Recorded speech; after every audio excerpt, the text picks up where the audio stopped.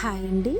ప్రేయస్ని ముక్కలు ముక్కలుగా నరికి ఆమె శరీర భాగాలను ప్రియుడు ఫ్రిడ్జ్లో దాచిపెట్టిన దారుణ ఘటన విశాఖపట్నం జిల్లా గాజువాక ఎల్బీ నగర్లో ఆదివారం అర్ధరాత్రి జరిగింది. వివరాల్లోకి వెళ్తే ఇండియన్ నేవీలో ఎయిర్ క్రాఫ్ట్ టెక్నీషియన్గా పనిచేస్తున్న రవీంద్రకు కైలాసపురానికి చెందిన వివాహితురాలు మౌనికతో వివాహితర సంబంధం ఉంది.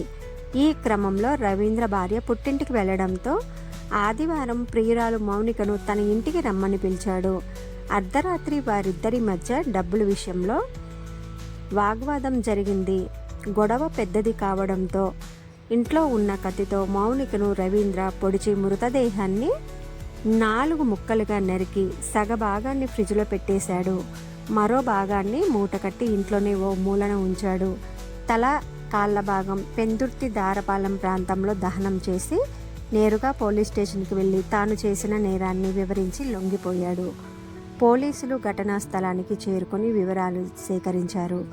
రవీంద్ర పోలీసులతో మౌనిక డబ్బు కోసం తీవ్రంగా వేధిస్తోందని, తట్టుకోలేక హతమార్చానని నేరాన్ని అంగీకరించాడు. ఏది ఏమైనా ఈ మధ్యకాలంలో వివాహేతర సంబంధాల వల్ల కుటుంబాలు చిన్న భిన్నం అవుతున్నాయి. పోలీసులన్నా కోర్టులన్నా జనానికి భయం లేకుండా అయిపోయింది. Thanks for watching.